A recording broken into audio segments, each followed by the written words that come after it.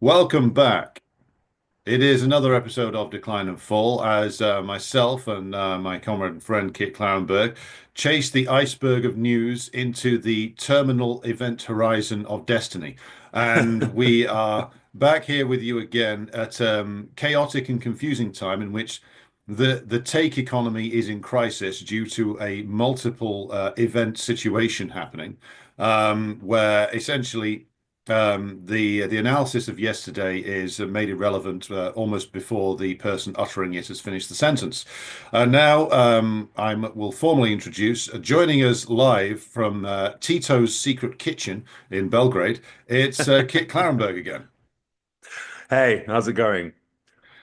We are doing pretty good. Of course, I come to you from the centre, well, not the centre, the northern reaches of the declining and fading British Empire, whose machinations are still mendacious, but are not matched these days by real capabilities, except, as we will possibly cover later on, blowing things up, terrorist campaigns, Hmm. assassinations, and other sort of James Bond type fantasy stuff that gets the likes of your old friend Chris Donnelly up in the morning, basically. More, Absolutely. I mean, well, it's all they've got left. It's all they've got yeah, left.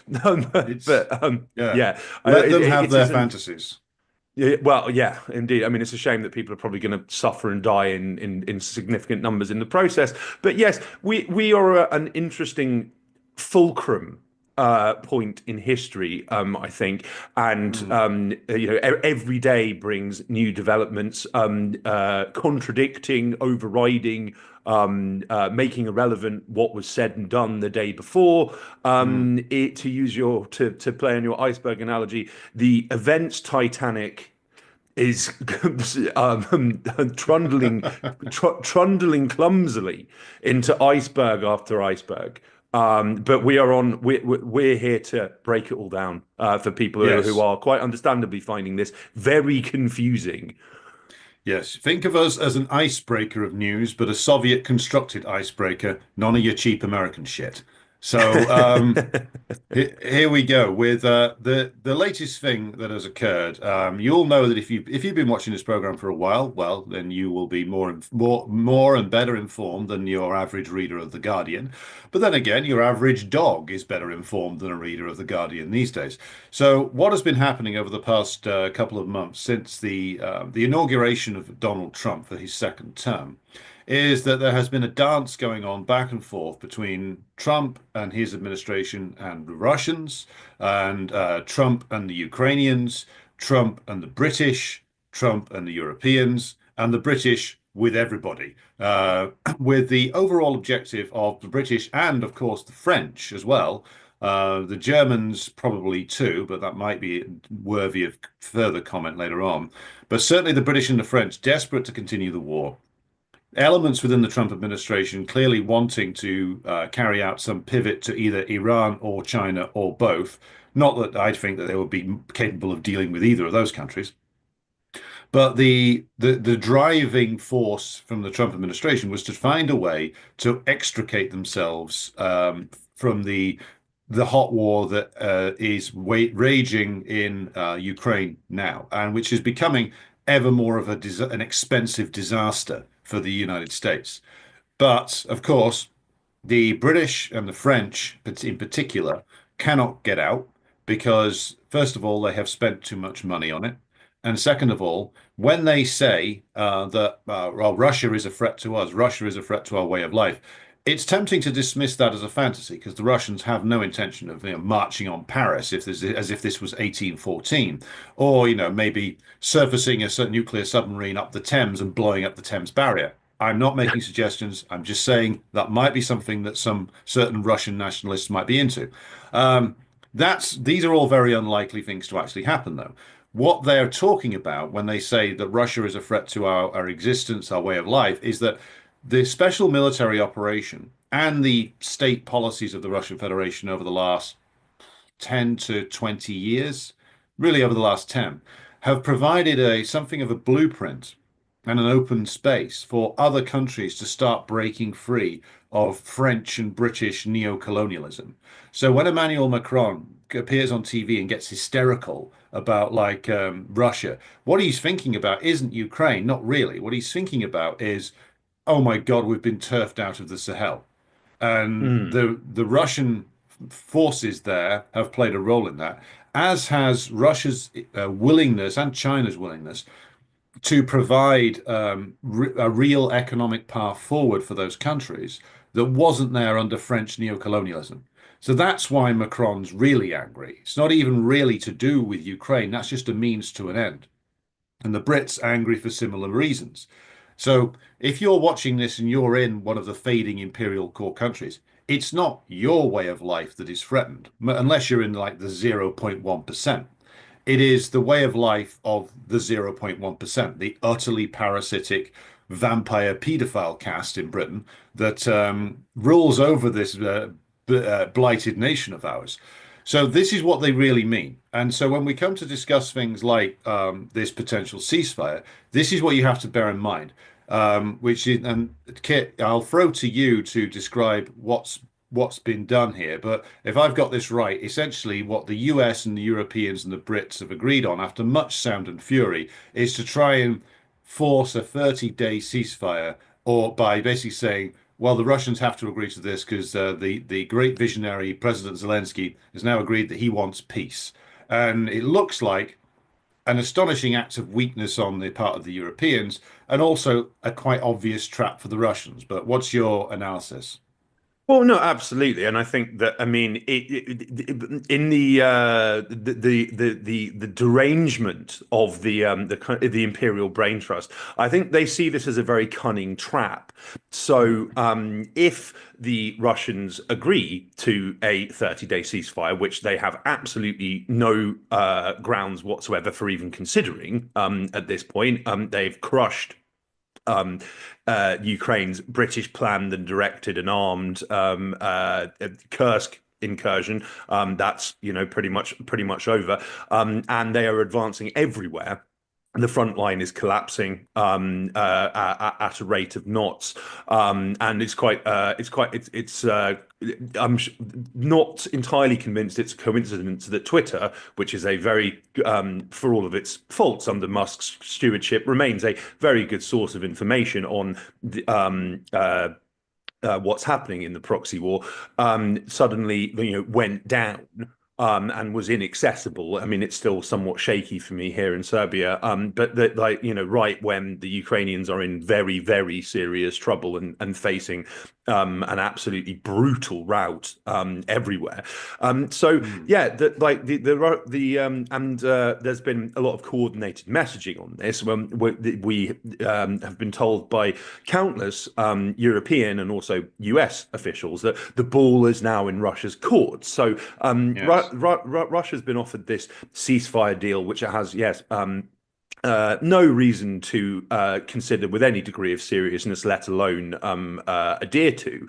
And then when they inevitably refuse this offer, then Russia can be painted as this belligerent, bloodthirsty power that is just intent on war at all costs. But I Mm. mean, I think at this stage, it's worth bearing in mind that the Ukrainians themselves have rejected multiple ceasefire proposals. Of course, most notoriously and notably in April 2022, when the Russians withdrew from their positions around Kiev as a goodwill gesture, as the peace negotiations in Turkey were heading towards a negotiated settlement, which Boris Johnson personally torpedoed. And then, of course, the Ukrainians carried on fighting and then killed their chief negotiator, which is this rather shocking act that's since been memory hold. but also multiple requests for a ceasefire over Orthodox Christmas were ignored with some bombast and belligerence by Zelensky, who claimed, well, the HIMARS are going to still carry on raining down. So yeah, it is a trap that's been set up for Russia. Although, I mean, I'm not really sure that the Russia's almost inevitable rejection of its terms is going to have very much effect on perceptions of the war or Russia itself at this stage at all. I think it's also important to note that in effect this feeds into a wider problem that the US and the EU are kind of learning in real time, is that they are completely dependent on one another. The US Mm. less so on Europe than Europe on the US. But I mean, ultimately, the EU does not have, and we'll get into this, the muscle or the wealth or the weapons or anything like the industrial capabilities to produce weapons to keep this going. But the Americans also need a market for their exorbitantly priced and not particularly effective weapons and vehicles. Mm. It's yeah, and this follows, of course, the Trump administration withdrawing all military aid for Ukraine and intelligence sharing with Kiev, which has now been seemingly reinstated after a matter of days. Mm. It seems like the perception of the conflict seems to fluctuate in Washington on a daily, if not like kind of hourly basis. Yeah, it's a I think it reflects the fact that every proxy war sponsor, irrespective of the depth of their involvement in this, has basically painted themselves into a corner.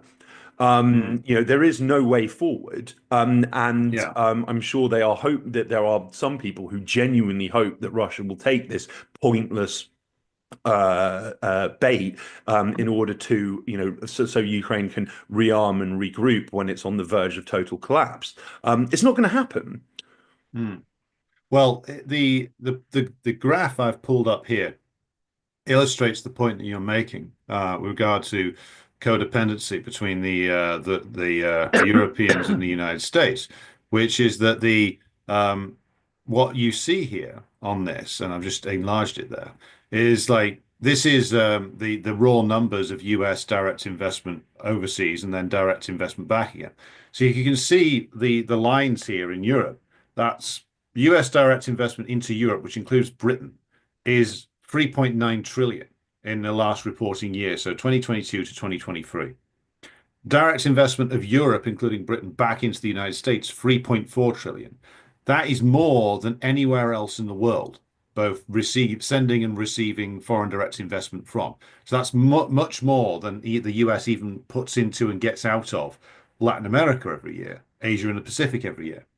So this is why the Europeans still have the ability to sway the US, including the British, of course, have the ability to sway the US, and it's why the US can't just up sticks and clear out of Europe, because that would be a financial disaster for them. You can't just stop sending and receiving trillions of dollars a year overnight. And of course, the usage of NATO, amongst other things, is to guard those investments and make sure those investments are solidly protected. So Trump and the bit of the American ruling class that he represents might think to himself, well, Europe's pointless. Why do we bother? But there's why you bother. That in numbers terms is why you bother. And so like the mood music from Trump, and maybe he's completely sincere when he says things like that. This says one thing, but the interests of the US ruling class say something else. And it's the numbers which ultimately always tell the truth.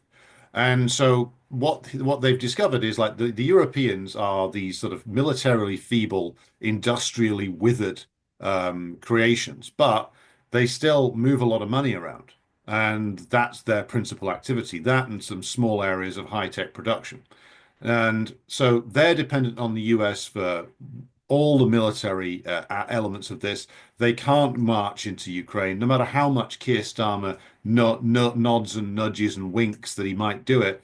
Even like American and British, like conventional, like military analysts say that, well, the British just simply don't have the army to do it. Neither do the French, does anybody else. So that threat is completely empty. The Russians know it. So the only way I can interpret all of this, like not nudge, nudge, wink, wink stuff about, oh, we're going to send troops in. Everybody knows they don't have the capacity to do it. The only conceivable reason I think that they keep saying it is to give the Kiev regime some assurances, or shall we say, stabilize the Kiev regime by hinting that they might get European troops. It gives Zelensky something to go to the various different mobsters in Kiev and say, see, look, I've got this commitment, all these commitments. I've got all this money coming in. You can't kill me. Um, you know, so it's about stabilize from the European and British point of view. It's about stabilizing Zelensky, making sure that he remains in place, and also that the war can continue. Meaning that this ceasefire attempt, which the Russians have no, as you say, reason to agree to, is about desperately trying to prop up the Kiev regime, which has undergone a horrendous loss in the Kursk salient over the last couple of days, including a very daring Russian raid where they walked 12 kilometers through a gas pipeline, then popped out the other end. So the Kiev regime is undergoing a disaster. The British and the French will want to stabilize it for 30 days. Then my guess is that the British will stage a provocation and say, "Oh, the Russians have broken the ceasefire." That would be my analysis of it. And then the Brits would turn around to Trump and say, "Well, now you have to continue the war. You have to continue to throw everything at it, and therefore, just listen to our latest great idea of, I don't know, parachuting Ukrainians into Novosibirsk or something, something really stupid and costly." But what's your take on like the British and the European intent behind this ceasefire gambit? Yeah, absolutely. I mean, and I mean, I concur with everything you said, but I think I think that we're kind of seeing on both sides of the Atlantic a kind of miniature Suez moment for Mm, all of the players involved. Now, Suez was, of course, a debacle whereby the British and the French, particularly the British, who were concerned about their waning international power, hatched this completely idiotic scheme to stage a false flag attack on Israeli shipping in the mm, Suez Canal in order to. This was after the the anti-imperialist Egyptian leader Nasser nationalised the Suez Canal, which was hitherto controlled by the British and was a major money spinner because they controlled what entered and exited and on what financial terms.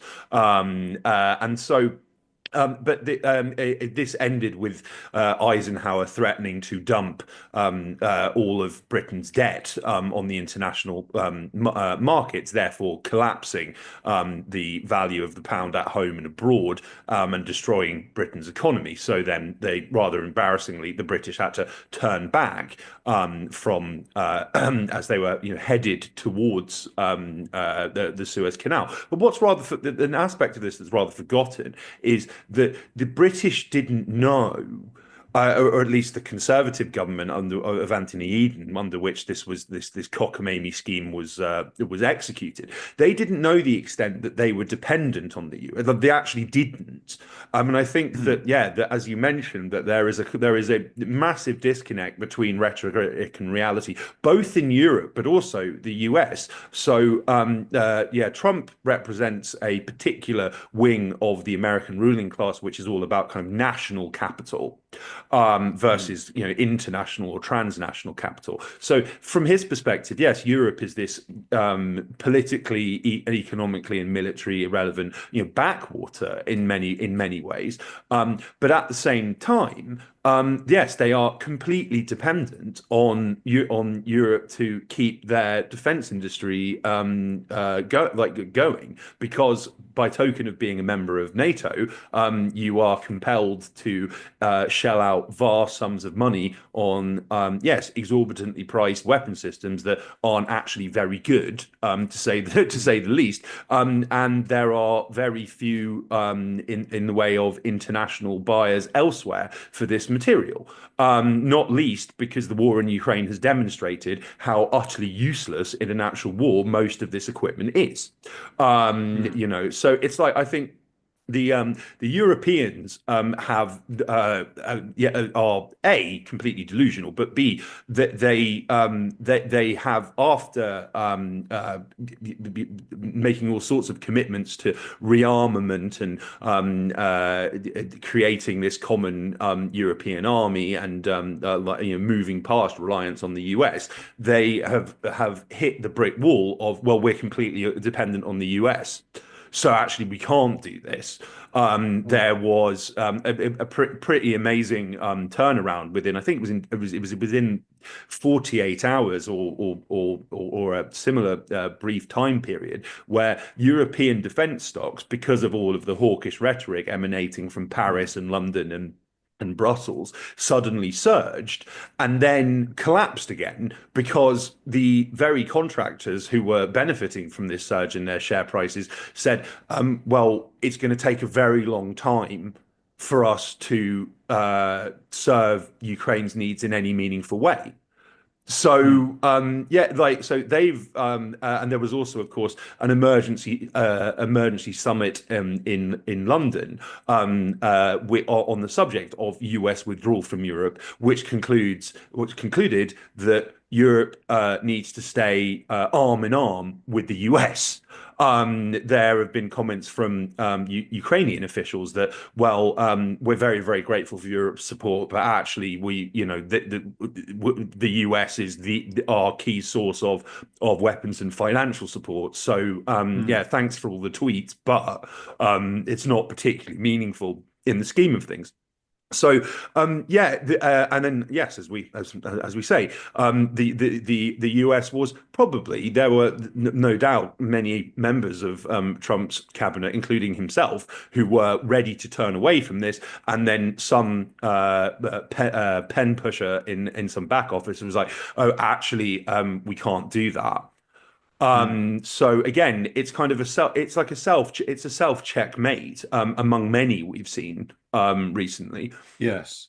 Well, I think that raise a really interesting point now, which is that there is a distinction to be made between the politicians, the people that you see on the television acting like as if they're in charge, and the people who actually know the real picture as to what US power is. And here I'll just chuck in something that we have talked about before, which is recently the National Endowment for Democracy got a court order basically giving it basically telling Trump that he couldn't go ahead and gut it with Mm, Doge. US aid has been fundamentally gutted and now all of its information made public, which means that there was a consensus in the ruling class that that had outlasted its usefulness. NED, however, clearly they have plans for, and it's one of their most effective, shall we say, intervention mechanisms. So they're keeping that on. And also, Trump, I bet, or Trump, Vance, the others, Hegseth, haven't looked at the numbers in terms of trade and investment that go between Europe and the US every year. Other people have. So, for instance, BlackRock will know that and understand that. The Vanguard Group will understand that. The serious shareholders in them will understand that, and those are the people who, if there is a smoke-filled room in the US where you go and meet people who are so rich that they don't appear on camera, because this is a thing. My comrade Joti Bra talks about this a lot, which is that there's the people who you see on camera performing the role of rich men, like Elon Musk, who's actually massively in debt and leveraged to fuck. And like, if his debts were ever called in, he'd have no money. Then there's people who are like, so we say, long-term representatives of like intergenerational wealth, who have been rich since, in the American terms, since the days of the Mayflower, and don't like being on camera, don't have Twitter accounts. And those are the ones who actually own a lot of the key stocks and shares. And again, if we're talking smoke-filled rooms and conspiracies, those are the people who can put those kind of things in action because their wealth is astronomical. And those are the people who will say to the politicians, well, where are you going to get 3 trillion investment into the United States from if you let Europe burn, basically, or implode? So you can't get out. You're stuck. Unless you're prepared to rip up, unless Trump, and I don't think he is prepared to rip up the entire post-World War II American economic model, he's not going to be able to do any of this. And this leads us to back to some of the insane schemes that the Europeans and the Brits in particular have been running. And they run these schemes basically, as we have covered before, to try and, well, first of all, to try and trigger a collapse inside of Russia isn't going to happen, but also to try and because these powers all are they are with each other, but they also all hate each other and in a rivalry with each other. So the British are constantly trying to lock in everybody else into their schemes, because Britain's schemes only have any value if it locks in the US and other powers into backing whatever the hell it is the British are doing. So here we turn to an article of yours, Kit, from August of last year, where, and I'll just share this on the screen now, where you covered the fact that this Kursk incursion, along with the disastrous Krinky operation, which we've covered before, this was a Brit plan again. So, and it's gone about as well as all the other British plans, hasn't it? Yeah, so yeah, it was quite remarkable because when the Kursk incursion was launched, my initial hunch was that this was a British operation, and of course, the within hours, the Times of London published a very detailed article on how yes, this was planned, directed, and conducted using British provided equipment, and not only that, but also this was the Starmer and John Healey, or whoever controls that, ultimately controls them in the offices of MI5 and MI6, wanted to openly advertise the fact that Britain was heavily involved in this in order to normalize overt Western involvement in the proxy war and encourage other proxy war sponsors to do the same, particularly Germany and the US. And yeah, I mean, there were nameless British military sources briefing client journalists at mainstream outlets that, oh, this is the first time that British tanks have been in Russia, etc. There was a real, yeah, like a very determined effort to normalize overt Western belligerence towards Russia in the belief that Russia cannot and would not escalate. It's one of the it's similar to Russian roulette. Funnily enough, like if you win one time, claiming, oh well, it's actually safe to do this. I mean, just because the Russians haven't escalated in a serious way yet doesn't mean that they can't and won't, of course.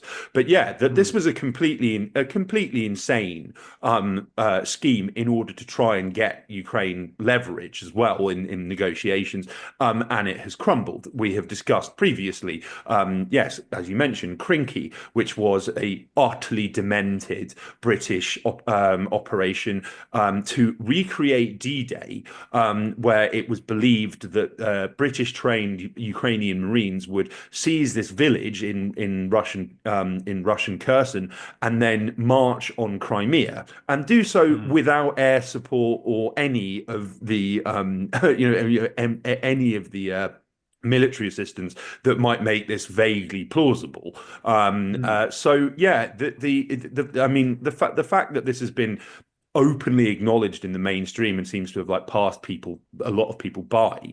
It's quite extraordinary. As we at the Grey Zone have reported ad infinitum since the very start of this. It is the British who are pushing for escalation and concocting all of these schemes intended to turn this proxy war into all-out hot war with Russia. I genuinely believe that the US, despite all of the crossing of clearly stated Russian red lines and their fiery rhetoric and the massive support given, there are again elements within the US power structure who understand that it would be a total disaster if in every way if Britain's crazed fantasies were to come to pass. We have reported on leaked briefing notes and emails from the aforementioned Dr. Strangelove impersonator Chris Donnelly, in which he openly talks about how US resistance to further involvement and US hesitancy needs to be countered at all costs. I mean, it's said of Trump that his position is dependent on who he spoke to last. And as we've discussed, after initially because of Starmer and his people's support for Kamala Harris during the presidential campaign, Trump initially was very hostile to Starmer after he won the election, the presidential election last year. Although since then has had a series of very cheery meetings with Starmer. So maybe he's been successfully swayed into thinking, well, we can keep this going. And actually, yes, that there are some upsides to further involvement. But again, it's based on nothing. Like they don't have the military. No European country, not even the US, has the military to seriously get involved in Ukraine. And I noted with some amusement there is a it seems to have already been rather forgotten. But a few days ago, it was called SkyShield. Who put this together isn't clear, although it's been signed by people like Malcolm Nance, who was a very prominent Russiagate advocate who went to Ukraine claiming that he'd enlisted in the military, took a lot of selfies of himself in military garb, went nowhere near the front line, seems to have pissed off a large number of people there, and then got run home with his tail between his legs. Adam Kinzinger, another deranged hawk. If you look at the signatories of this, a lot of MPs and MEPs from the Baltic states, from Britain, now thankfully former Scottish Nationalist Party MP Stuart MacDonald, who's could justifiably be called the Right Honourable Member for Kiev due to his crazed support for Ukraine in the years leading up to this, and it effectively called for a international coalition to police the skies of Western Ukraine. It would not be NATO. It would not be conducted under the NATO imprimatur, but it would involve NATO powers, and the purpose would be to ensure that that fighting remained restricted to the Donbass, and it would free up whatever forces Ukraine has in reserve, of which there may not be very many at this point, to be sent to fight there. Now, it makes all sorts of very bizarre claims about the efficacy of this, and it states that this could achieve more military, political, and also "quote unquote" socioeconomic impacts. Interestingly, to a far greater degree than formal deployment of troops could, and it also makes the rather bold assertion that one jet would be worth 10,000 soldiers. Now, I mean, this is just complete and utter fantasy, complete and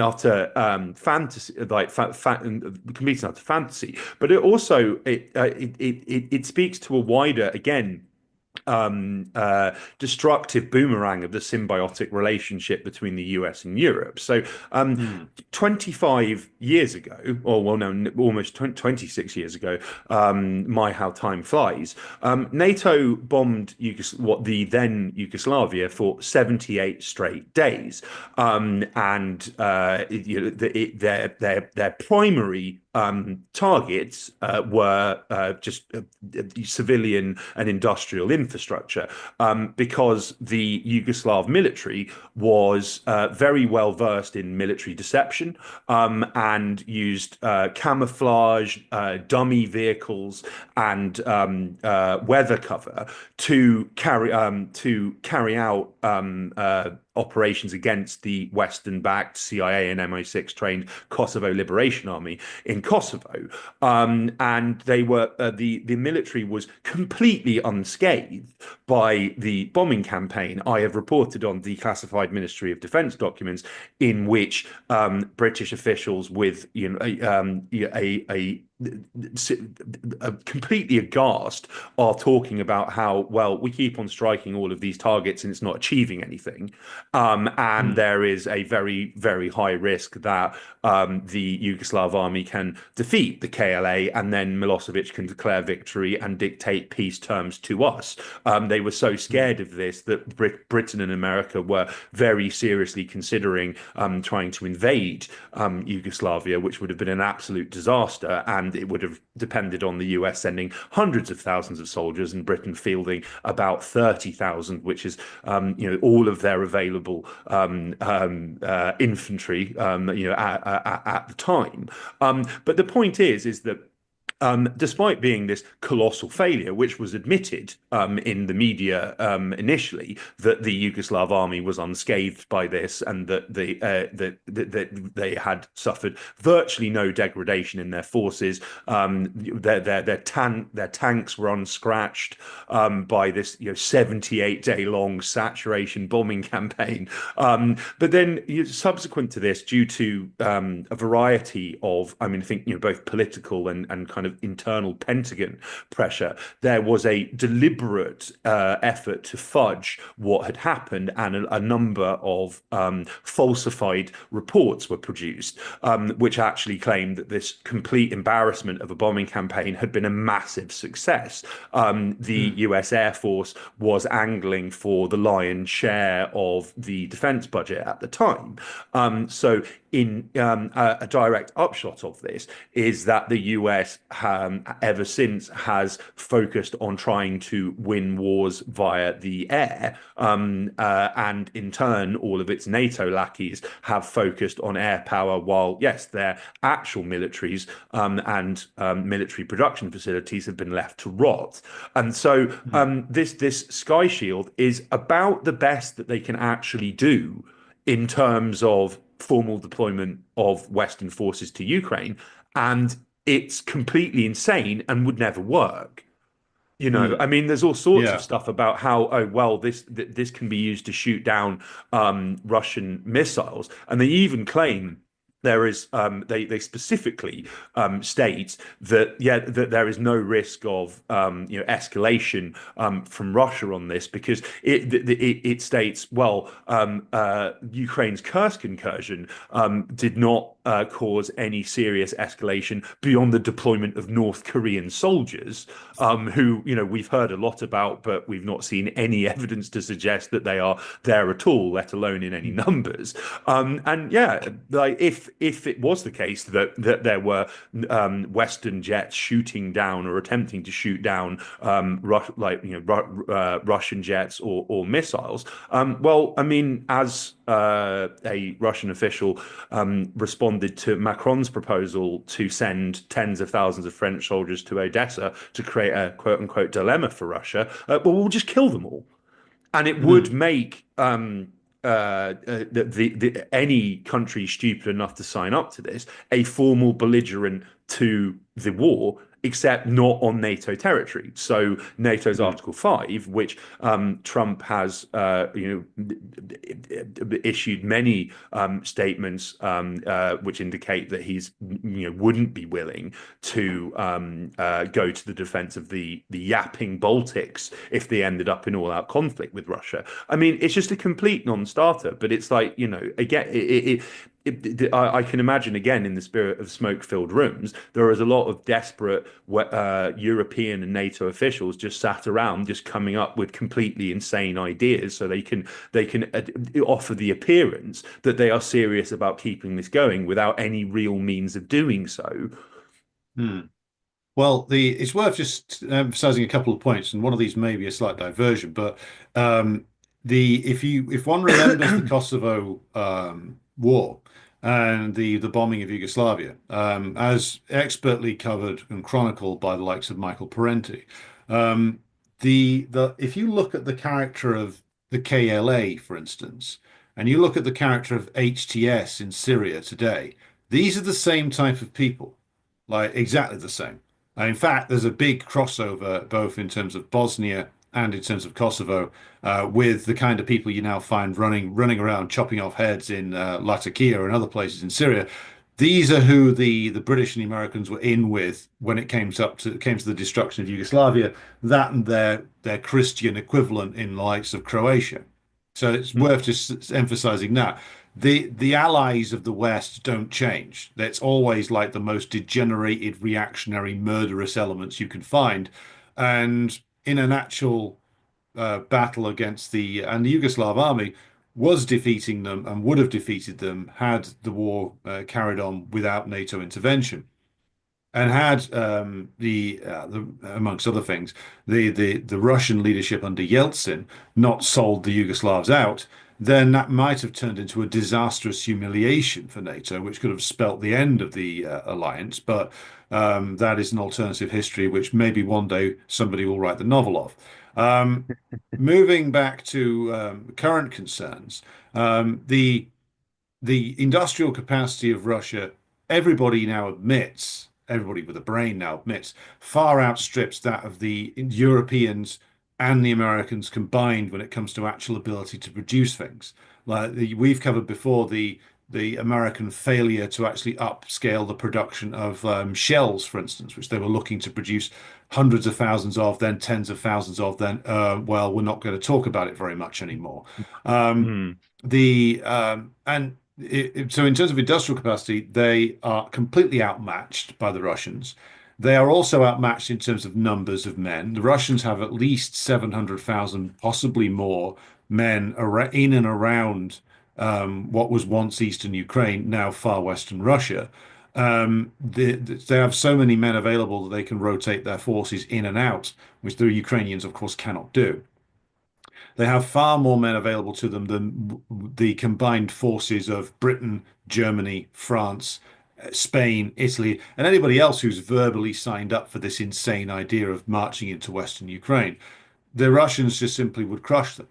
Because not only is it the case that one jet is not worth 10,000 men on the battlefield, but what's been revealed by this war is that, well, any single weapon system, if it is not integrated into a comprehensive force structure, becomes pretty redundant pretty quickly. So, like a Leopard tank, for instance, or even a Challenger tank, might be pretty good if it's integrated into a force structure like the Russians have, which is where it is supported by comprehensive drone warfare, where it's got like full surveillance knowledge in terms of battlefield intelligence, where it's backed up by like skilled infantry, where it's got all of these things coming together, then yes, it can still be a valuable asset.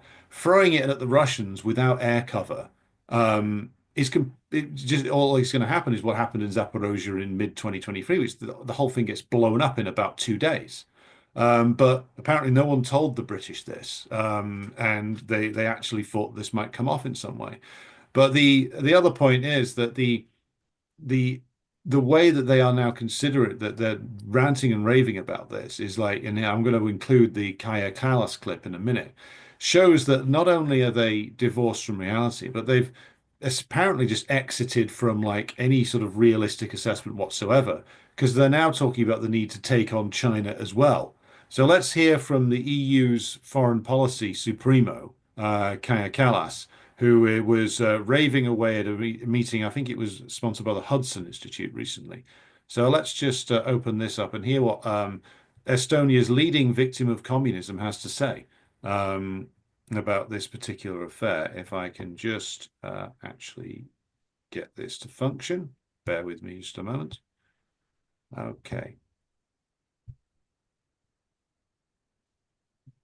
Let's get that Ви reversed. знаєте, я чую деяких американських чиновників, які кажуть, що, знаєте, ви ніяк не можете перемогти Росію. Well, that's actually in Estonian. So what basically she's saying there is like, if together we are not able to put enough pressure on Moscow, then how can we claim that we can defeat China? What on earth is she talking about? Is the question there? Because like, how on earth is the EU going to defeat China? Are they going to defeat Russia, march all the way through like the Ural Mountains, out the other side through Central Asia, like some kind of like latter-day failed crusade, and try and march on Beijing? Is this like they're going to try and rerun the Opium War?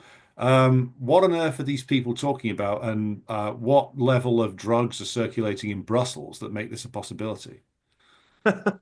I mean, I think another point to make on the disparity between Western powers and Russia is that I mean, on top of Russia's significantly superior industrial capacity, their significantly superior weapons that just work and aren't ludicrously elaborate and the product of people who've read too many sci-fi novels. Is the fact that Russians are united like never before. Right, like I mean, they are all. If you look at polls, that Russians have never been more patriotic. Irrespective of their ideology, their socioeconomic background, their age, they are. Like, I mean, Putin's popularity is at record levels. I mean, that's according to Western polls, and they are all even people who are not particularly happy that Orthodox Slavs are killing Orthodox Slavs in the proxy war. They still want Russia to win this.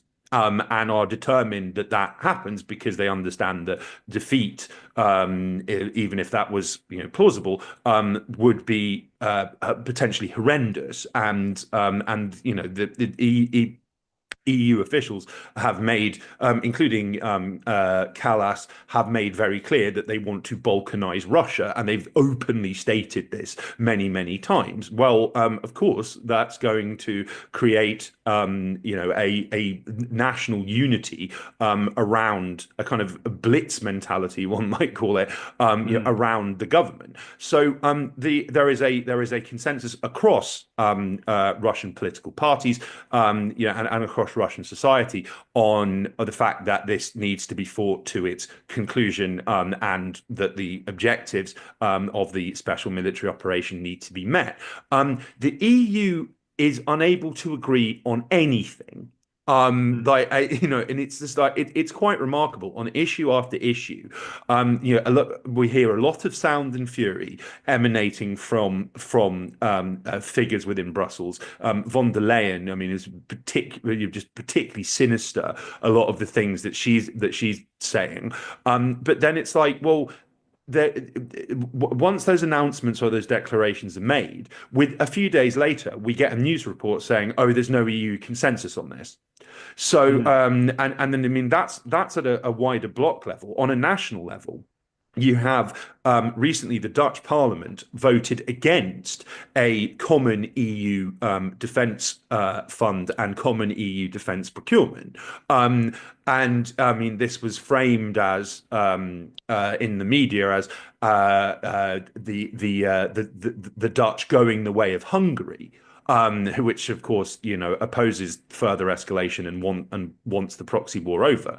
That sentiment is certainly not restricted to Hungary, and were it not for recent kind of autocratic machinations in Romania, where the Romania's last year, Romania's top court overturned the presidential elections first round results, which saw anti-war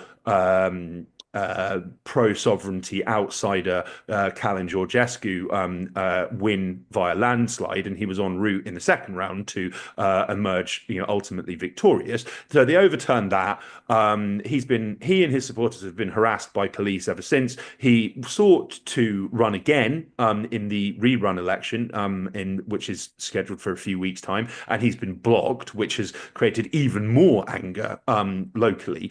We have Slovakia as well, opposes this. So it's like, that all of these these grand schemes that the EU is concocting in order to keep this going or in order to rearm, it's not going to happen. We have had more than 3 years now of Western leaders talking about, well, we can use all of this money, the Russian assets that we have frozen, i.e. attempted to steal, and give it to Ukraine. But then there's no consensus on that.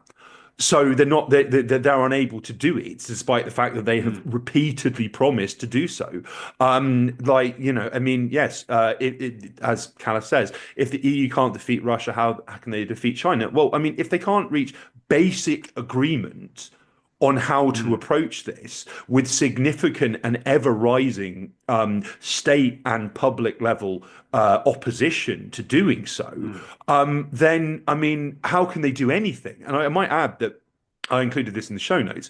If you look at polls, the Germans and the French, who, yes, the ruling class in both countries are all in on keeping this going. And Macron recently stated that under no circumstances was France going to allow Ukraine to be demilitarized, which is the very key objective of the special military operation. The Russians are not overly concerned about territory because territory can be regained, people can't. And before the proxy war, Ukraine had the biggest, perhaps one might say mightiest army, both in terms of manpower and tanks and weaponry in Europe. The demilitarization is a very key thing, and it was the aforementioned sabotage peace talks. A key component of that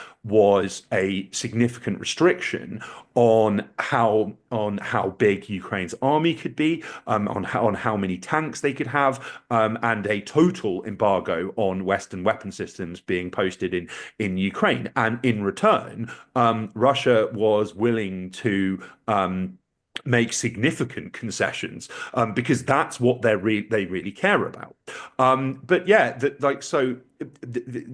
Macron's position is, well, yeah, we're going to keep this going, and no way are we going to capitulate to Russia's demands. The newly elected Chancellor of Germany, Merz of the CDU, has removed all restrictions on state funding in order to significantly boost Germany's military. Scholz having made the same promise in February 2022 and then done nothing about it. But then, if you look at surveys, their populations overwhelmingly oppose increased defense spending. So it's like, again, out of this quagmire where there is a total disconnect, not only between the rhetoric of leaders and reality, but public opinion and a growing number of governments within and without the EU in Europe against escalation. I'm not sure what possible means that they have of overcoming those obstacles. It just seems on its face literally impossible. Well, like you say, the French and the German populations, as we are showing on the screen here, actually oppose the defense spending hikes. But also, as you say, it reveals the utter fraud and bankruptcy of the EU because Mm, all these announcements get made, but these are essentially like European officials talking to themselves. mm, Because then it goes, I mean, this reveals like a big deep flaw in the EU, whole EU project, which is you have this collection of bureaucrats sat in Brussels making announcements year after year about how the EU is going to become a state, how it's going to become, this mega power in the world. But it's just not because like as Lenin observed many years ago, the slogan of a United States of Europe is a reactionary formulation, certainly under the conditions of imperialism, and the the advancing of a unified Europe, a greater degree of unity within the European Commission was only ever going to be done if it's in the interests of the powerful ruling classes of Western Europe. So if it's in the interests of the Germans, the French, the Dutch, Belgians, previously the British, not anymore, then further integration will be done. If it's not in their interests, it won't happen. So von der Leyen can like go around spouting all this like toxic reactionary bilge, um, but she's fundamentally just a mouth that only has as much power as the big states want to give her. And if the big states decide, no, it's not in our interest to do it, then the EU will be revealed for what it is, which is largely impotent without the backing of the major European nations, and the major European nations themselves have huge problems with regard to defense and industrial capacity that they're not going to be able to solve very quickly. Which, of course, brings us back to talking of defense problems, our old friends in Britain and the very loud announcements made by Keir Starmer recently about the need for increased defense spending, which again, much like all the announcements from the EU, have turned out to be utter gibberish that aren't backed up by anything real. But before we get to the details on that, shall we throw to our friend from Chatham House if you want to talk yes. about that? Yes. So for viewers, last time we had a bit of a sound problem when sharing these clips. Actually, I've managed to solve that issue now, so you should be able to hear this no problem. So I'm going to just play a couple of clips from this. Then Kit will come back to you, and you can elaborate further on what this particular clown is talking about. So full references for this are in the show notes, which will be posted up on the Substack page. So first clip will be this one. So here we go.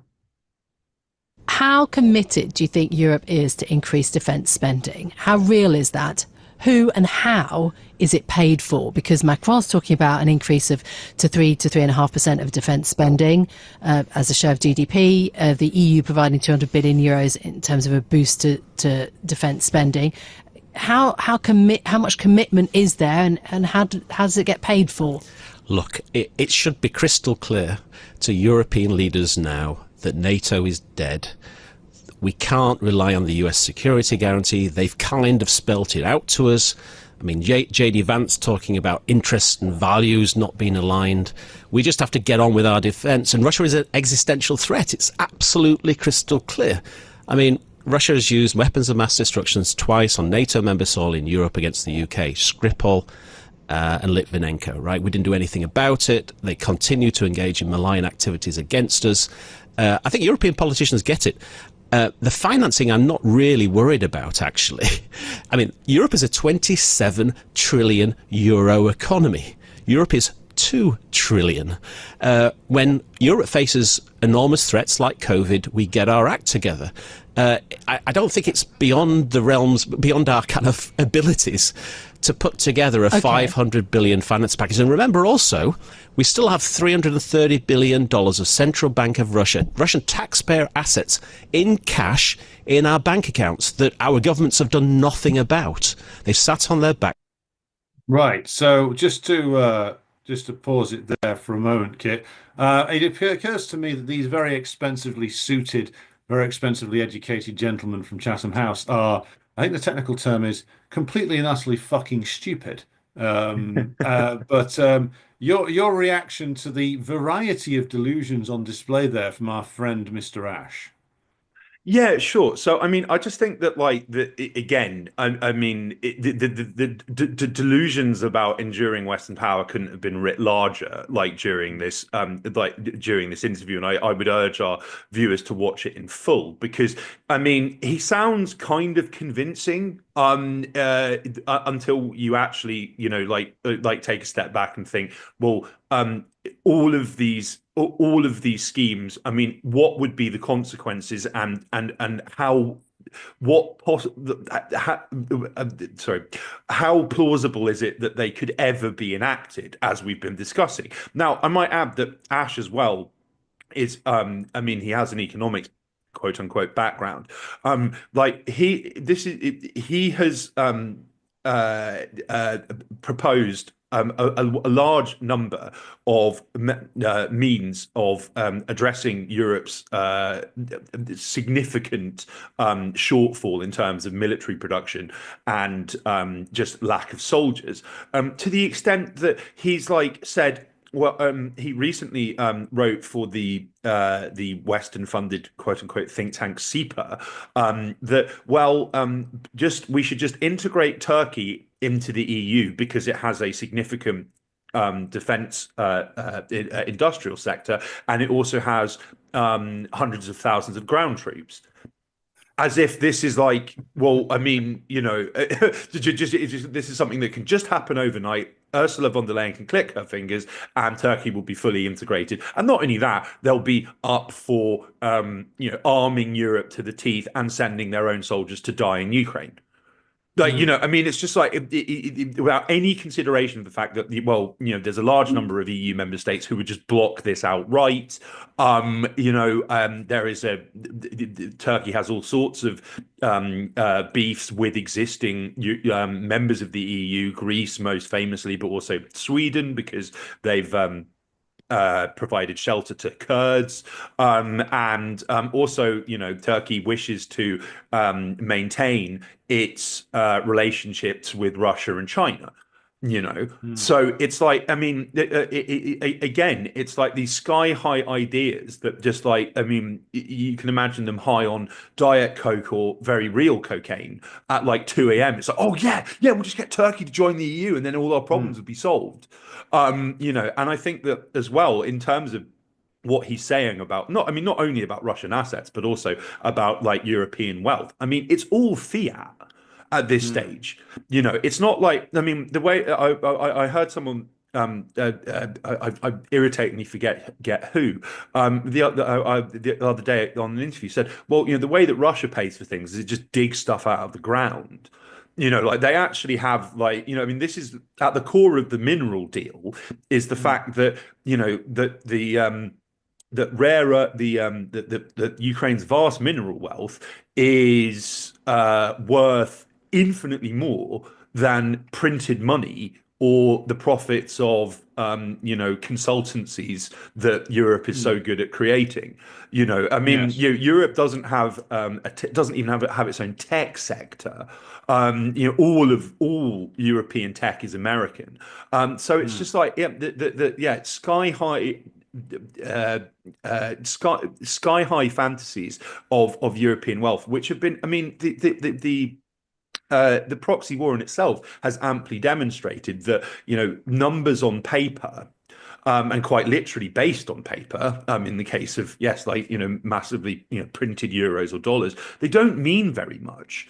As we've discussed past him, the Starmer has, pledged billions in aid, year in, year out to Ukraine. Well, okay, that sounds great, but I mean, ultimately, what is that going to be spent on? Is can that automatically produce vast amounts of artillery shells? Can it produce soldiers? Can it produce fighters? Yes, no, it can't. So for all of Ash's belief in Europe's enormous economic prowess, it doesn't mean anything. Like Well, yes. versus Russia's ability to produce millions of artillery shells annually. Well, let's then get to the second clip from this, which Yes. is I think we've had the setup. Now let's have the punchline. Yes. So let me just go back here. And the punchline, you will probably guess it before he says it if you've been watching our program for quite some time. Needs to figure out how we do that, right? Our short-term problem, obviously, is military production. We have to rely on the Americans, right? We have the cash. What we should be doing is pitching to the Americans and saying, look, Trump likes big shiny deals. We should go to the Yanks and we should say, look, we want to commit over a 10-year period to buy between $500 billion and $1 trillion of kit from you guys. Trump likes jobs, jobs, jobs. He would not say no to that. So, and over the longer term, obviously there's this China threat to the Americans. Perhaps that's why they seem to be getting friendly with the Russians. If the long-term battle for the Americans, the hegemonic battle, is with China, Europe, a $27 trillion economy, should be much more useful to the Americans than the Russian $2 trillion economy. If we Right. So we will leave it there because there's only so many like wild fantasies that one can take in just a short period of time. But he effectively then admits that basically not only do they not have the capacity to produce for this like wonderful European defense force or whatever the hell it is they're looking to put together, but also then they'll just be funneling money into the US US arms companies. So essentially just admitting that, oh, we're complete not only completely dependent upon the Americans, but we can't go forward with our plans to like tool our own industrial production because we'll just buy it all off the US. Now, if you've been following, and there's many books written on this now, the scandal of US military procurement, you'll know that like $1 trillion or €1 trillion thrown into that system actually doesn't buy you a great deal anymore because the system's horrendously inefficient, leaks money all over the place like a hole-filled bucket trying to transport water from a river. And if you put €1 trillion in, you'll probably get what? Like less than a third, less than a quarter of that actually back in real goods, if that. Or the US will just take the money and go, thanks, and produce nothing. Like I don't think Australia's ever getting those submarines that they were promised, for instance. No. So what the hell is this? I mean, this guy is apparently some sort of expert, but I think he's mainly an expert in basically just peddling delusions and telling idiot journalists and politicians in the ruling class circles like what they want to hear. But Kit, your analysis of Mr. Ash's amazing perceptive takes on the situation. Well, yeah, I mean, I think the key thing to bear in mind is that we've just played two excerpts from a 10-minute interview with Bloomberg, which are a few minutes apart within the conversation. In the first clip, he explicitly stated, we cannot rely on the Americans anymore, and we need to think about our own defense and our own national security. Minutes later, he says, we have to depend on the Americans. Like, I mean, it's absolutely extraordinary. And I mean, he is correct. And I hate to say this of someone hailing from Chatham House, which is, yes, an elite, for those unfamiliar, is this elite British state-funded quote-unquote think tank, which is where people like Chris Donnelly and other insane anti-Russia hawks, talk amongst themselves and pat each other on the back and spin their fantasies of continuing Anglo-American global dominance when the entire project is, dead and buried very clearly. That, like, he states that, oh, well, Trump likes big shiny deals. Okay, yeah, well, I mean, that's certainly true. But that assumes that Washington has the ability to supply Europe with anything at all, irrespective of the profits involved. And, we have discussed this on the show before, but it bears repeating. There was a July 2024 report by the Pentagon-funded RAND, again, another quote-unquote think tank, which concluded that the US basically doesn't have a functional military. It has allowed its defense industrial base to wither to the point of nothingness. Their procurement system consists of having Raytheon's phone number rather than any actual industrial capacity whatsoever that can be activated, or at any speed due to outsourcing and offshoring. And it also specifically noted that quote unquote extraordinary levels of consumption and demand for US military equipment and ammunition in Ukraine, but also by Israel from Israel following the eruption of the Gaza genocide. It meant that the US is unable to meet its own equipment, technology, and munition needs, let alone those of its allies, and it doesn't have the stockpiles left. So again, and it's like that I have for a very long time been saying, well, you've got to understand that, like, well, Trump, it wants or wanted, perhaps past tense, the war in Ukraine over, as did many within the power structure, because they know they can't sustain it any longer. And then you fast forward to March 3rd, when there was there was this toing and froing following the Oval Office debacle, where Zelensky and Vance and Trump got into a very, very, very public slanging match. The Mike Waltz, who is the White House National Security Advisor, he openly stated, well, the time to talk is now because US stockpiles and munitions are not unlimited. I mean, they understand this. And then yet, like, the Europeans don't. And I think that, this is again an interesting, a hilarious boomerang effect of Britain was a very key advocate, if not the leading advocate, for the unipolar world and keeping the Americans in Europe and effectively making Europe all European. I won't even call them powers. European countries militarily dependent on the US. But but the upshot of that is that there's nothing left in the tank, and they've left their own capabilities to rot because, hey, the US will just come to the rescue. And as George Soros wrote in the early 90s, well, in enlarging NATO into Central and Eastern Europe will reduce the risk of body bags coming home to Western capitals, which is the key inhibitor on US and Western European military action. So it was just assumed that in perpetuity the US or its vassals would come to the rescue if necessary, and all of their planning and thinking has been structured around this, and they still can't see that this fantasy is done. It's over. Like, it's being openly stated by US officials, and it just doesn't seem to be resonating.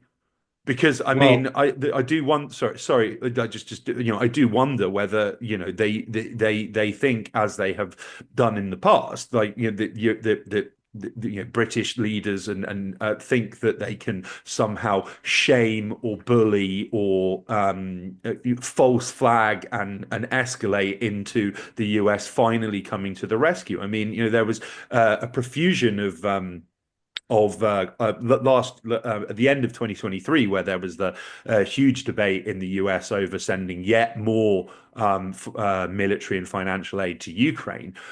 When this was finally greenlit by Congress, there was a large number of pundits who quoted Winston Churchill to the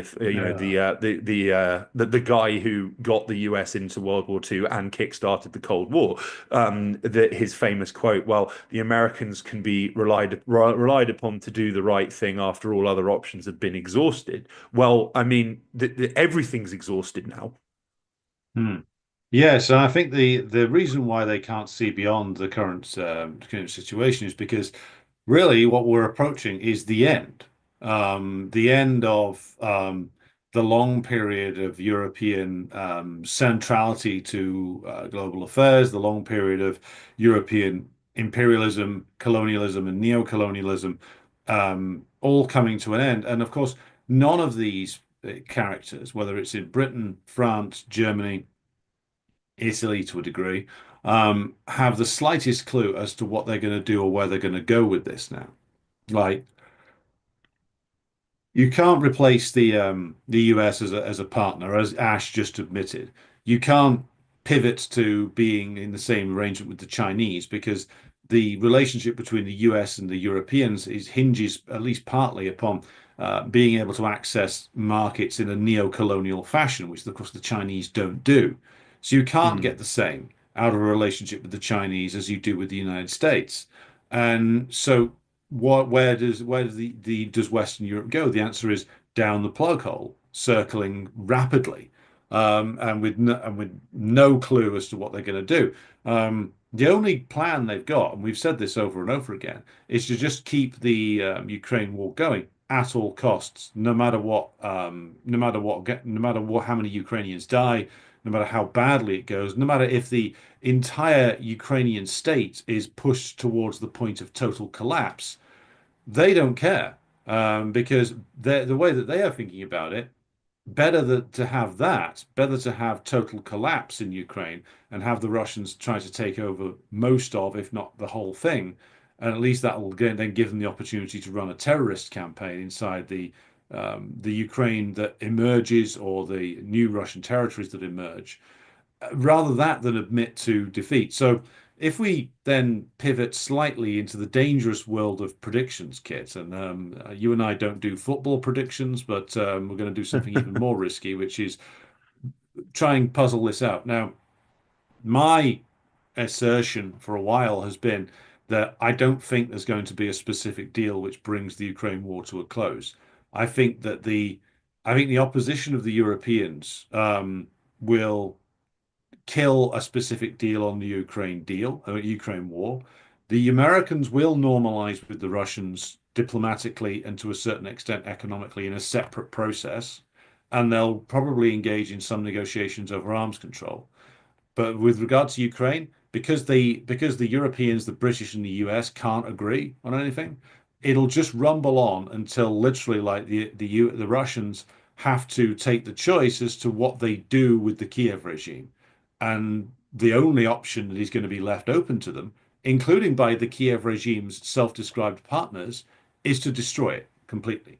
That's the only thing that they're going to be left that's going to be left open to them, given that these negotiations are essentially going to be a busted flush before they start. But what is your analysis of that particular situation? Well, yeah, I mean, I just think that I mean, in the spirit of checkmating themselves and painting themselves into corners, I think that we've just reached this point where any action that the European well, Western elites take in order to try and yes, just salvage this moribund folly is going to backfire. So, I mean, to give you an example, like we mentioned how Hungary has been a bit of a wrecker for EU plans to steal Russian assets and has sought to block EU financial aid for Ukraine, etc. The response of EU apparatchiks is, oh well, let's just remove Hungary's voting rights. Okay, we'll do that, and then watch how quickly the EU collapses. I mean, yes. Let them try. And it's like, yeah, I mean, I do. We could see, and yes, I mean, I'm not one for predictions, although I mean, despite my beloved West Ham's stunning victory over Arsenal not long ago, I think Everton might be in with a shot of besting them in a few days' time. But yeah, that like in the spirit of you can't fire us because we quit. Like, I mean, they are. I can almost envisage them like perhaps out of bitterness, perhaps out of just sheer desperation, just thinking, right, well, we're just gonna let either if we can't have Ukraine, no one can, and they will just keep pushing them like to fight, knowing that the result will be Ukraine consisting probably of Kiev and not very much else, just because reasons, just because like that, that in itself, well, like, at least the Russians lost however many millions of soldiers were lying and claiming they've lost. At least we've, done like Russia some damage, and we can stand, stand with our heads held high. Or indeed, we could see, a mass reversal where a kind in the spirit of a shoal of fish changing direction, simultaneously without apparent direction, where people claim, where suddenly European leaders claim, oh well, we weren't particularly interested in Ukraine anyway, and there's no way we were going to let this corrupt, awful country full of people who speak squiggly languages, join our fraternity of nations. And it's like, the as well, I think that there is, I mentioned there is an enormous amount of growing public and state level discontent over this, like within Europe. It's suitably sufficient to a level where Europe can create, the West can create its own stab in the back myth on top of the inevitable Ukrainian stab in the back myth, which we're seeing germinate in real time now, where, it was Robert Fico's fault, it was Hungary's fault, it was the Dutch Parliament's fault, nothing to do with us, sorry, but them's the breaks. I mean, it's certainly going to be to say the least interesting to see what happens next, because yes, as we've discussed, this proposed ceasefire is not going to achieve anything, and the trap they're attempting to set is not going to result in the it's not going to be the propaganda victory that they're hoping to scrape out of this.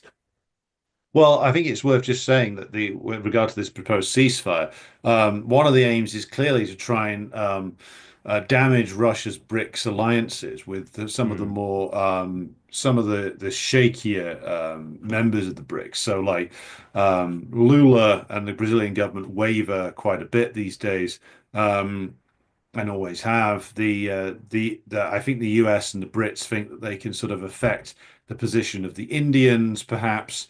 And so the idea, I think part of the idea is that they will say, well, look, we offered the Russians peace and those beastly Russians wouldn't take it, and try to disrupt Russia's alliance system via that as a propaganda tool. Had they tried that 3 years ago, it might have actually had some ability to work. It's not going to work now. Like, the Indians are making far too much money trading with the Russians to give that up. Like, the Chinese partnership with the Russians is far too strong and is about much, much more than just the immediate. It's about a longer term partnership that has no, as in the words of Xi Jinping, has no limits to it. And even Brazil isn't going to want to get involved and isn't going to openly take the US side in this, which is a losing proposition. So I think that they are 3 years too late. They think Biden has done the world a huge favor by essentially hollowing out the American diplomatic service to the point where nobody takes a damn word they say seriously anymore. And so any gambit they're trying to engage in on this, the Russians will calmly reject it, probably will respond by saying, well, we hear you, Mr. President, and here's our demands, which are the same as they've always been. You have to satisfy these before we'll sign up to this ceasefire, or at least put these on the table. And I think the Kiev regime is thinking, well, if we just do this 30-day ceasefire, the Russians will break it or not agree to it. Then we've got everybody has to go all in on helping us. But of course, what will happen is the same thing that's been happening for 3 years. The Kiev regime will be told, keep the men going to the front. Don't worry, we'll keep paying for it. And it will carry on to the point where things disintegrate. But did you want to say anything more on the likely outcomes here with regard to the Brics question, or should we move to British defence delusions as our final point today? Yeah, just really quickly on Brics. I mean, yeah, I mean, this is I mean, Trump's made very clear that he wants to shatter Brics and has made a number of statements about their push for an alternative currency. I mean, yes, Lula seems a bit flaky and unreliable in terms of I think he's voiced his own opposition to an alternative currency, and also, yes, like blocked Venezuela from joining, which should raise some eyebrows, but about where his allegiances lie. But I mean, it is worth bearing in mind that yes, that Brics continues to grow and continues to be an attractive alternative for a ever growing number of countries. And I might add that, I mean, there have been protests in Serbia recently, which, funnily enough,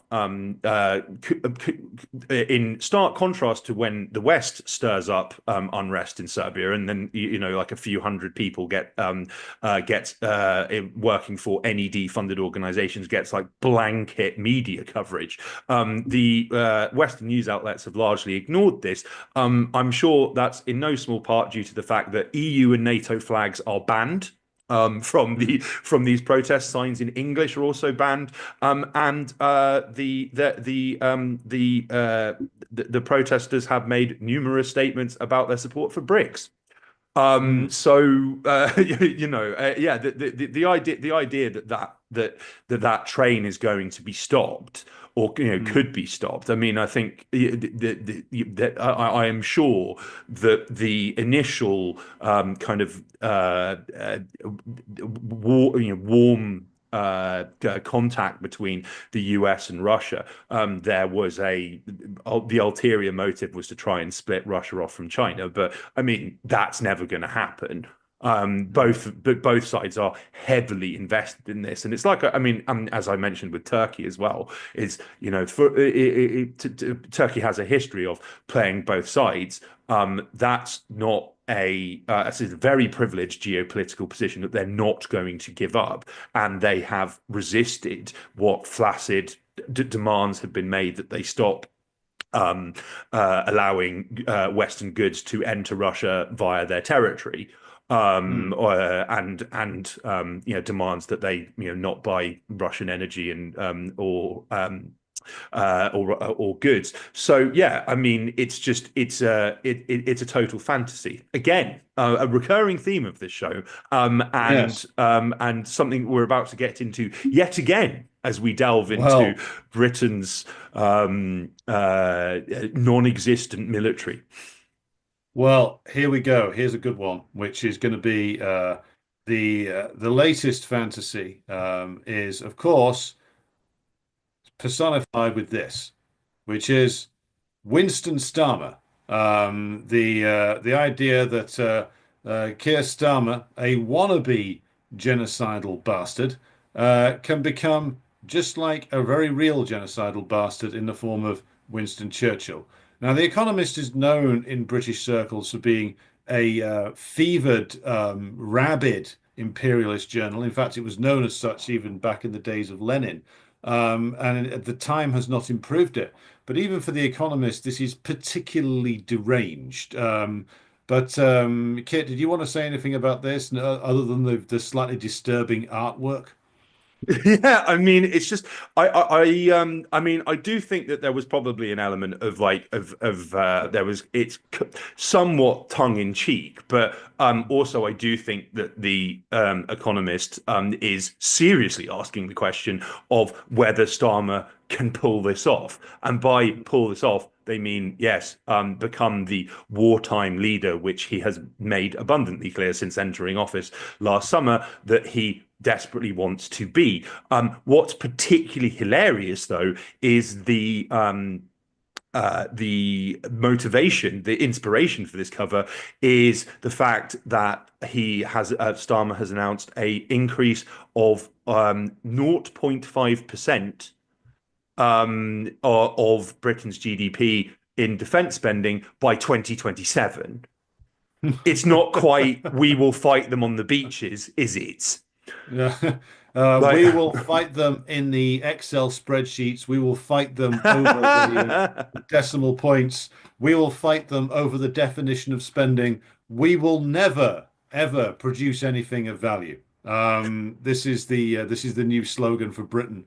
So yes, as Kit says, biggest sustained increase in defence spending since the Cold War. Well, technically true, but given that defence budgets have actually shrunk relentlessly since the Cold War, this isn't exactly much of a boast.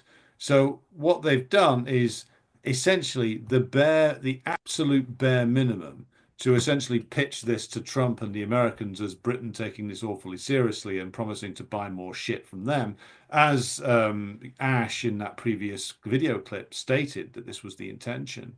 But this is utterly meaningless. So let's just think about this for a moment. You have Keir Starmer and his marionette in the media, MI5 Mason, running around screaming, and all of the British political class, by the way, from John Swinney in the SNP right the way through to Nigel Farage of Reform now, all saying the same thing, all saying they back Keir Starmer and his war plans, all saying the war in Ukraine must continue. They don't say to the last Ukrainian, but that's the subtext, and all unified behind this because of an unprecedented Russian threat. So what does the British government do, apparently faced with an unprecedented Russian threat? The bare minimum of increase in defence spending. It doesn't do anything to address the continued slide in industrial capacity, doesn't do anything to address things like energy security. They do nothing. So the gap between the rhetoric and the reality here is so vast that you would have to be deliberately blind not to see it. But Kit, what is your interpretation as to well, why is it that there is such this vast gap between the hysterical, frenzied denunciations of the Russians on the one hand, and apparently the fact that the British government can't or won't do anything to address even its own bullshit on the other? yeah, I mean, it's just quite remarkable because I mean, prior to this bombastic announcement, which has gotten an enormous amount of generated an enormous amount of shrieking in the media, there was I believe it was the Independent ran this ran an op-ed by a British army veteran who said that Keir Starmer's pitch to Ukraine is a masterstroke. I'm not sure if that's a reference to masturbation or not, but again, it's just that there's nothing there, and we have had in the weeks leading up to this, we have had British army officials, both serving and retired, say, Starmer's defence review is not going to touch the sides. We have had open declarations that Britain doesn't have the soldiers or the equipment or the ability to fulfill Starmer's apparently rock solid pledge to deploy fighter jets and infantry to Ukraine, and this has all been building to the announcement that, yes, in a few years' time, Britain will spend a bit more on defence. I mean, it's just, it is emperor's new clothes. Kind of, or meets 1984 in a way. Actually, I mean, it's just, it is literally the total disconnect has been in rhetoric and reality. There are all of these, yes, long-standing client journalists in the British media who nobody would voluntarily or electively want to read or pay to read their assorted pro-status quo ramblings, who have been hyping this up massively, and then it's just like an extremely wet fart Like, you know, like Yes. that's that, you know, that's all that can be, that's all that they can offer. And it's like, and it's also as well, it's like, I mean, going back to what Ash said, oh yeah, like, well, you know, Trump likes like big shiny deals. I mean, there's nothing particularly big or shiny about this negligible increase in defense spending. And again, it's like, I mean, I have been told by numerous people who remain residents of perfidious Albion, that like military recruitment ads seem to be playing with pronounced profusion on TV to an extent that they weren't before. You know, like Britain's military couldn't fill Wembley Stadium. And that's like total staff, not just, you know, frontline Yeah. operatives. It's like, you know, like in total. Grant Shapps, of course, in announcing I believe it was in 2023, further cuts to Britain's standing army, said will make up for the loss of people with a can-do attitude. Oh, yes. You know, I mean, it's just it's really quite remarkable, and I think that yeah, the if again. I've interpreted a large number of statements and moves by Starmer since since he became prime minister as basically throwing down a gauntlet to the US to continue its hegemonic role. Not I think it was a mere week, it was a week or so after he became prime minister. He spoke at the NATO's 75th anniversary bash and made a big, as we've discussed, made this like big play on how it was a Labour government that helped create NATO. Tony Blair was making much the same noises in the lead up and during the aforementioned bombing of Yugoslavia. And I interpreted his comments. I mean, that was when he first stated we're going to support Ukraine for as long as it takes, which is a line that he and his ministers have endlessly reiterated ever since. Yes. But then it's like, well, yeah, and then we have, yes, again, Kursk, you know, an attempt to try and, you know, familiarize and that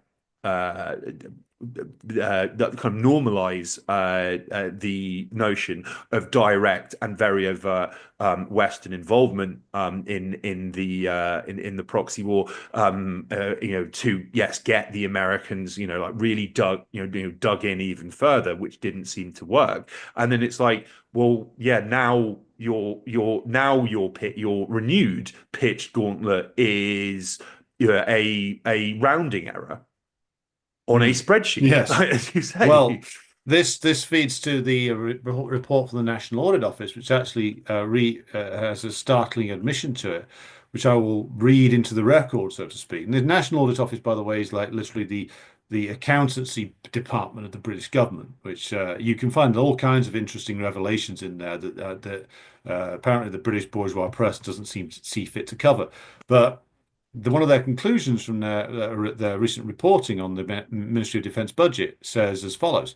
The Ministry of Defence acknowledges that its equipment plan for the 2023 to 2033 is unaffordable, with forecast costs exceeding its current budget by 16.9 billion.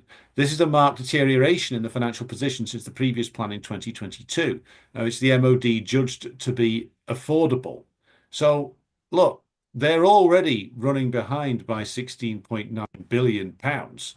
So this is a complete non-starter, this 0.2% increase. 0.2%, by the way, of a GDP, which is either stagnant or very much diminishing now, as Britain's been in a continual depression since 2008. So the GDP is getting smaller, and Starmer is devoting a smaller than ever segment of it to increasing defence spending.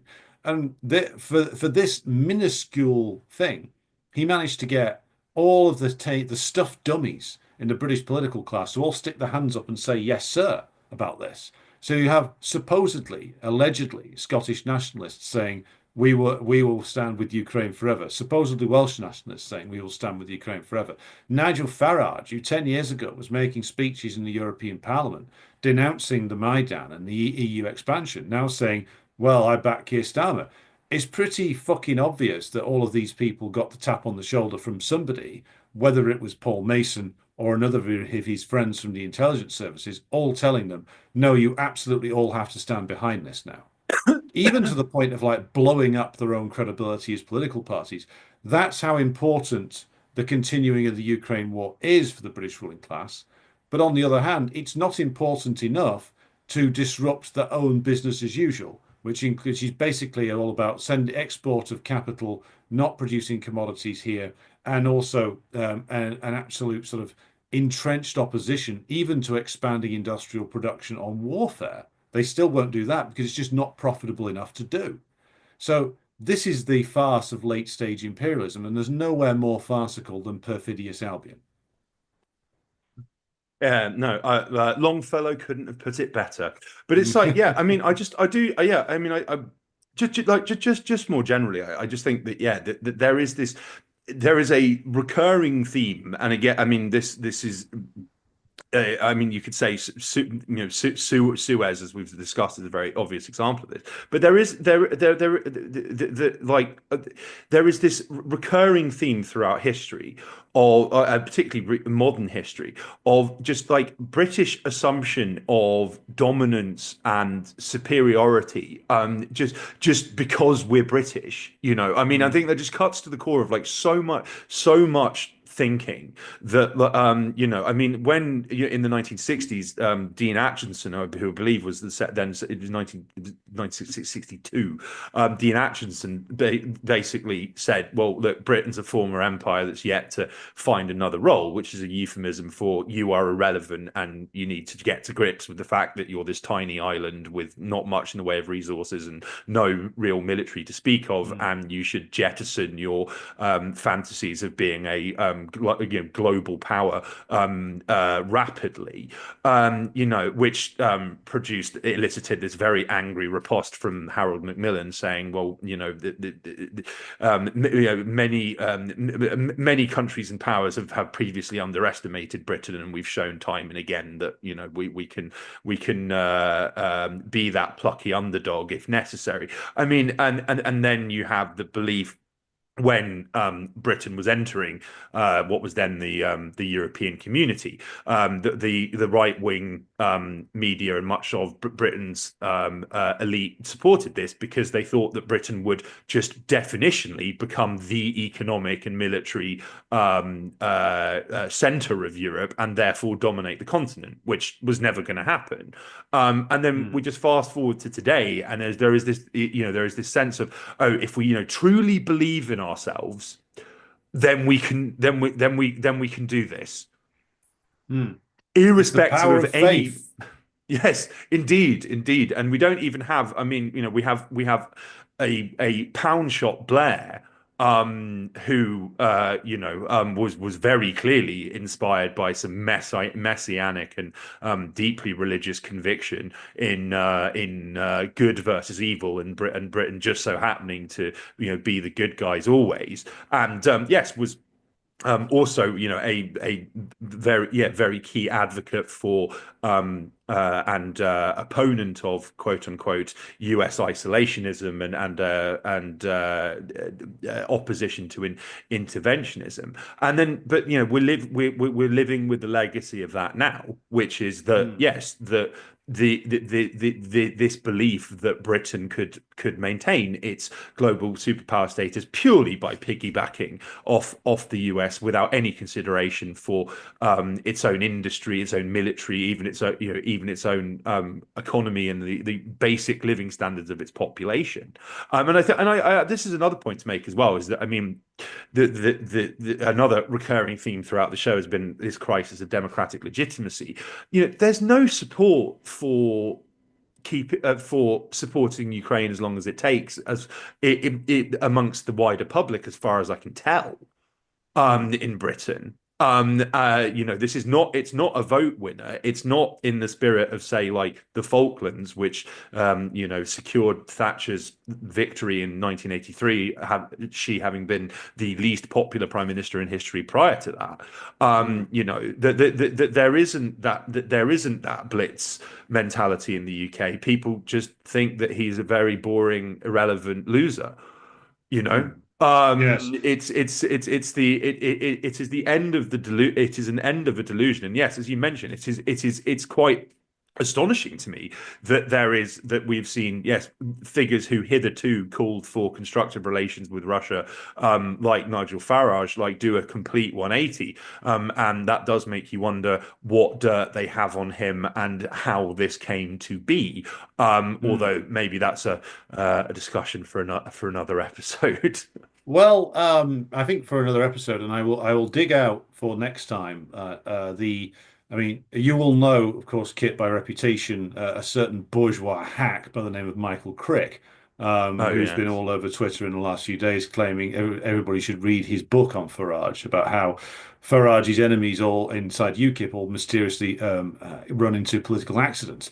But I think, aside from Crick being a terrible bourgeois hack, which he is, like there is a point there, which is that Farage has been around for a very long time, probably got a Mm, lot of skeletons in the closet, but also he's done quite an effective job for the British ruling class at like shepherding dissent in relatively safe directions. So, for instance, and again, we can come back to this more next week. Like 2019, he stood down Brexit Party candidates against the Tories to make sure that the Corbyn's Labour Party, diminished and crap though it was defeated to the maximum possible extent. mm. He was clearly doing a job of work for the ruling class there. Just after the Brexit referendum, when you would think he would have sort of stepped forward, he immediately retired and just disappeared again. And then what does he do? Well, he comes back when they need him again in the 2024 election.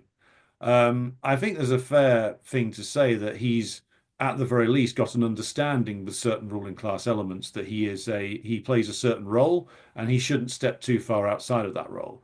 Which is why the likes of, the Permatand old racist Kilroy Silk or the lunatic former owner of Southampton FC, Rupert Lowe, who get a bit too popular with the rank and file, get a bit too many ideas above their station, they're sidelined and Farage remains in the centre because he's the safe chap, basically. Just as, the SNP is now run by the Sturgeon Swinney clique, just as Plaid Cymru is completely subordinated to the British ruling class. It's all the same game that's being played here. And ultimately, though, to follow on from what you were saying, by essentially lining up the entirety of their political forces behind this ludicrously unpopular notion, all they're going to do is to speed up the further delegitimization of their own system. Because what they've revealed is that all the opposition parties aren't actually opposition parties. They're completely controlled by, well, somebody or something yet to be disclosed. Um, I think that this brings us towards the close of play for today, Kit. But did you have any final thoughts on this rampaging tour through the delusions of the dying empire, through the flickering and dying embers of the European century? Well, I mean, I think that I mean, I have little to add that you haven't eloquently already expressed. But I might add that I mean, what I might add is that Norman Tebbit, who was Thatcher's bagman, like he many years ago, like.